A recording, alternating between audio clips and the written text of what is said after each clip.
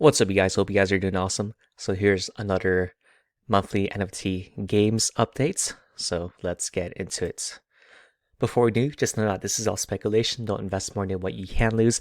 Assume that you will lose everything and you won't get rich quick.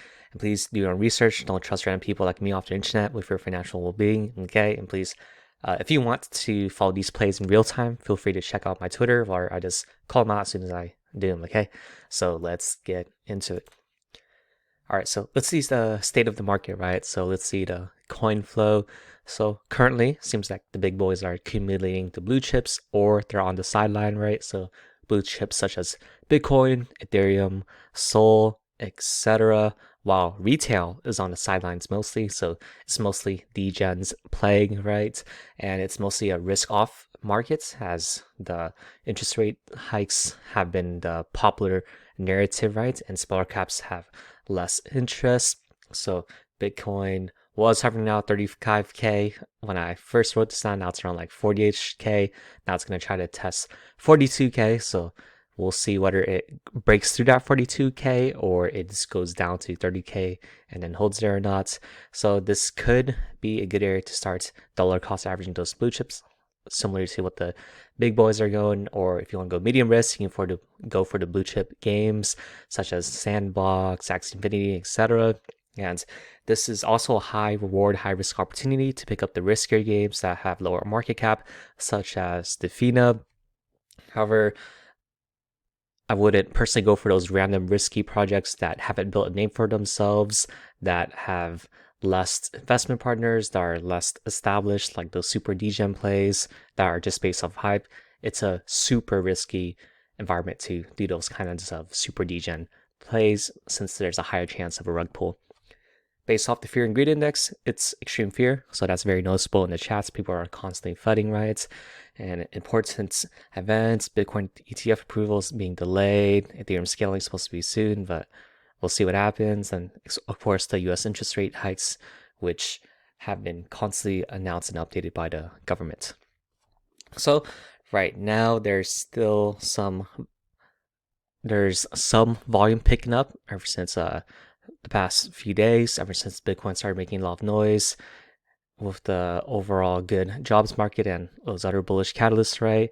So however, overall, there's not much market volume. The gas fees are still low. People are forgetting about crypto, like most of the mainstreams. The degens are starting to get back into it. Then the big coins were horizontal, but now they picked up steam a little bit. So a lot can change in one day, right? I just literally wrote this 2 days ago, and then this much changed. But we'll see if it breaks through the 42k resistance or not. Some chats are active, but most are dead. It's true for it now. Small coins have random weak pumps. Maybe they do like 10, 20, 30% or something, but there's no crazy 100, 200% gains within a day, like during the bull markets. So it's been around 2.7 months since this happened, so maybe there might be like a little relief bounce and then the downtrend continues or it goes horizontal, but we'll see what happens. So for personal distribution of profits right now, I'm just going that towards my personal needs, 5% towards stablecoins just in case there's a big dip or something, then mostly towards Bitcoins, some stocks too. Like I remember PayPal, Facebook, they had like a 30% discount, which was crazy. Then Square too, like 50%. So lots of good deals, but who knows? They could just drop another 50% or something. Then you could get up to 20% against Bitcoins, loan amounts, then loans against stocks, up to 20%, but we'll see what happens. All right, so let's assess Defina a little bit. Pros include the team is still executing well. They have their new Tower 2.0 gameplay, which adds more story mode and different characters, which is super cool. Their partnership with Neo-Tokyo citizens, like including Alex Becker and Elliot Trade, so super cool. And other ones like Dopamine. They have their iOS that which launched, so super cool. Frequent MEAs. They did one with the Shiba-san's Filipino community and CryptoBee's Brazilian community, and also I think the Chinese Telegram. So they're really active in the community, which is super cool. And this community is still very strong despite 9% plus correction, which is super insane. And we see other people flocking from other communities into Defina, which is a really good sign that they might become a really big player in a bull market. And now scripters, which is a big problem in the mining fields of Defina, it's becoming less profitable to do due to the new Tower game mode. So super good about that. Investing locks paused from 3 months from the 12th of January to April 12th, which is a really good sign that the big investors trust Defina to keep executing and to prevent future dumpage. All right, so for improvements, the economy is still not very balanced. It's worsened by Tower 2.0. They had a good idea with distributing profits. However, I think the development team kind of underestimate the power of the shields, right? So the big whales are stacking up a bunch of shields and they're just holding on to these mines all the time. So getting rid of or lessening the shield drops will be super important. Script bots, even though the mines aren't as profitable now, it's still running rampant. So we need to take care of that. There's still some random game bugs, right? Like there's random high volume during alts and stuff. And I think they still need to translate in Spanish and to really have more global friendly features. All right, so for tracking consensus and activity levels, users are steadily increasing, which is a good sign. Marketplace volume is increasing too. Floors for the cheapest one, the A characters, have decreased due to the recent update change. S has stayed relatively the same. SS has increased. SSS has stayed relatively the same. So the floors are still pretty intact overall from last month. BC addresses have increased by 1,000 addresses or so from last time, so really good. Then based off of whale activity, they still are constantly selling FINA. However, there's a lot more that have staked for 3 years plus in the long term, so really good. For Discord chats, it seems that there's like less people lurking overall, or the lurkers that stay are just watching the chats and stuff. Then the new like players who are relatively interested, they stayed relatively the same. However, a good thing is that the super passionate core members are increasing, so the people that really contribute a lot, which is shown by the R, and the active players, they're increasing. So really good that the core community is noticeably getting stronger. So TLDR, the core community is getting stronger, but new player growth is kind of minimal right now. I think they're trying to improve and onboard more ambassadors and do more marketing events. However, I think they're going to do their big marketing plan after they release their new battle royale game mode, like March or so. So we'll see whether they survive or not until then. A good sign is that the vesting is paused until the 12th of April. So hopefully they release the game mode by then, so that hype builds up and then a lot more people come in before the vestings open.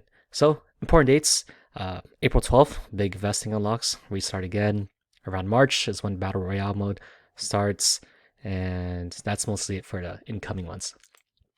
All right, so for Sidus NFT heroes, pros include they created unique long-term vesting options. Like if you stake their tokens for a year, you'll be able to get NFTs in the game, like spaceships and Genesis heroes and heroes, etc. So really cool. They're also constantly securing funding and partnerships, like they're partnering with Animalk or Brands right now, and they're slowly bringing in new game features weekly, like every Wednesday or so, based off of community feedback. So for improvements, they have a lot, okay? Gameplay is still very boring.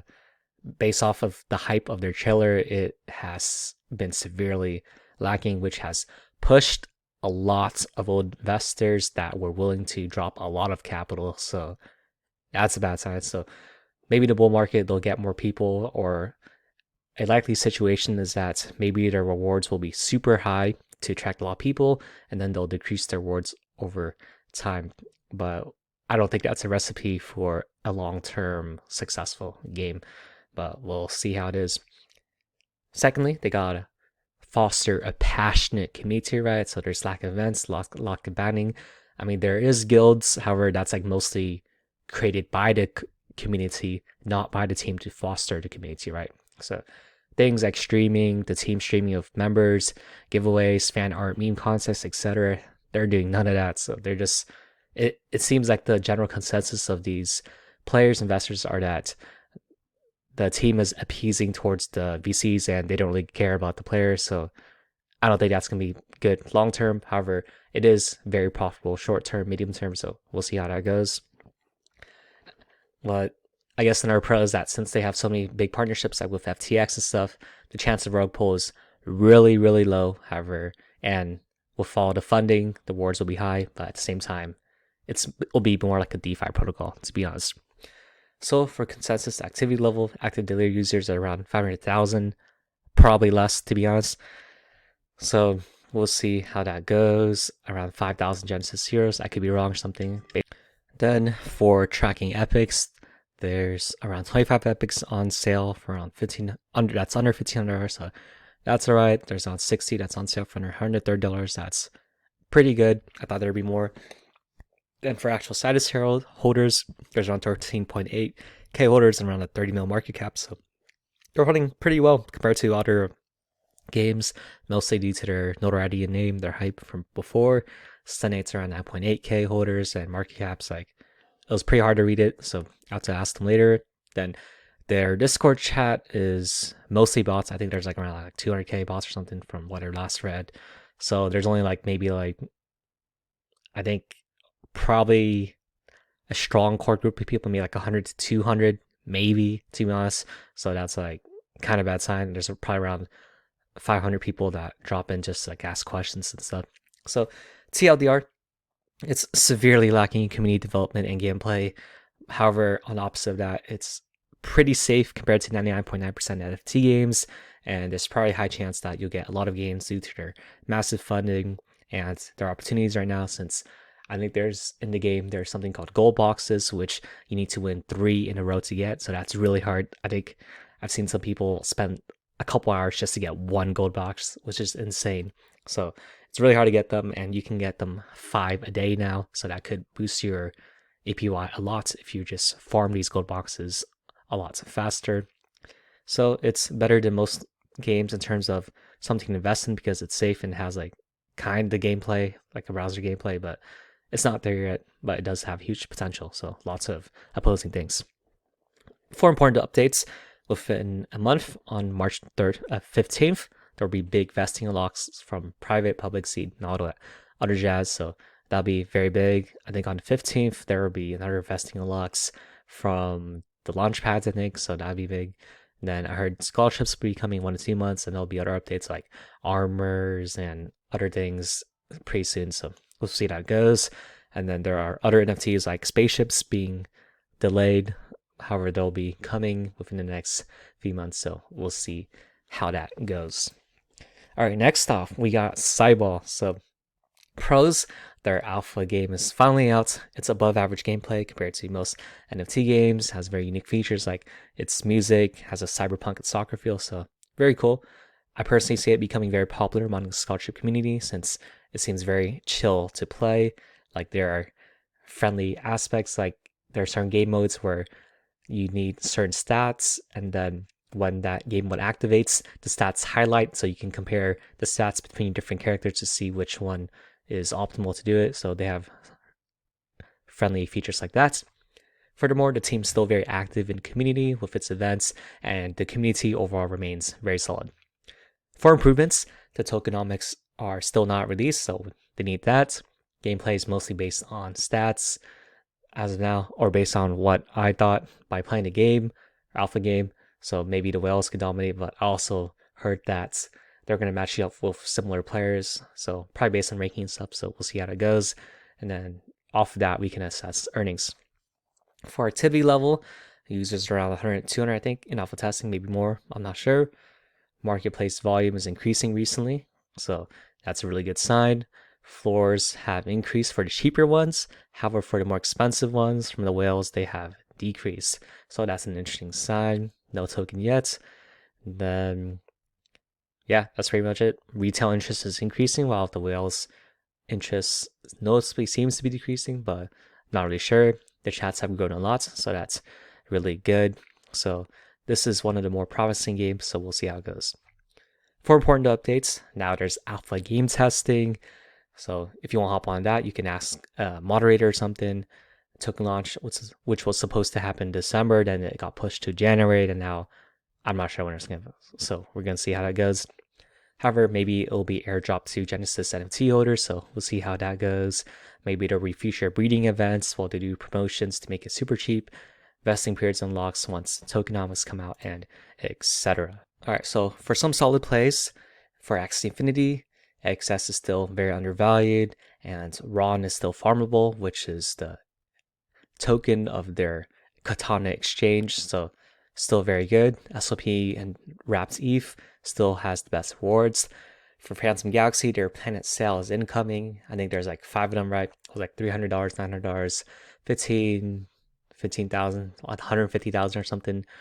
So we'll see how that goes. And I think for whitelisting, you can get these NFTs called halberds, and then with that, you need, I think, 6 in total, I believe, to unlock the episodes or to get the rewards from the episodes from playing. I think from the episodes, you can just still play by getting a halberd. But yeah, that's coming up, so very excited for that. For tryhards, it's a great time to swoop out Try. It's very cheap right now, and they're constantly doing partnerships and events, which I really like. And also, if you swoop up these NFTs, Try gets automatically airdropped to you just by holding the characters. So super cool. Unlocks are coming on the 24th, so that could be another good time to swoop up the dip too. Then for Meta Wars, they weren't executing that much. However, their vesting got extended by 6 months, which is a super good sign. So let's keep on keeping an eye out on that. Loot boxes and planets are still very cheap on the market, as a lot of people have forgotten about this game. However, I think this could be a sleeper if they execute well within the next few months. So for other plays, not much has changed from before.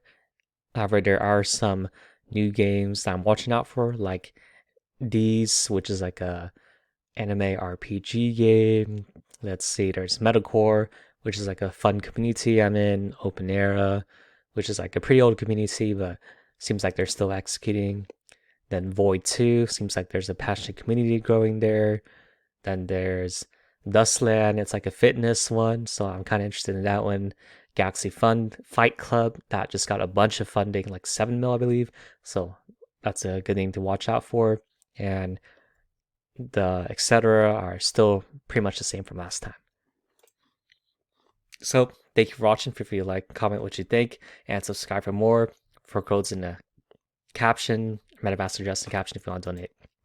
So most importantly, these videos are for entertainment purposes and are not recommendations, as I'm not a licensed professional. You win in crypto by surviving long term and by collecting blue chips early. That means less excessive leverage, less liquidations, and through protecting your capital. So the name of game in crypto is to survive long term. It's to hodl these blue chips early to get those 1000x plays, not by playing the suckers game or trying to flip, going from project to project, just flipping. So trying to flip that mindset to value giving instead of value extraction, right?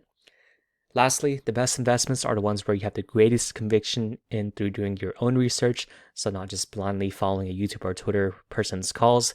By the time you hear about it on social media, it's probably too late, okay?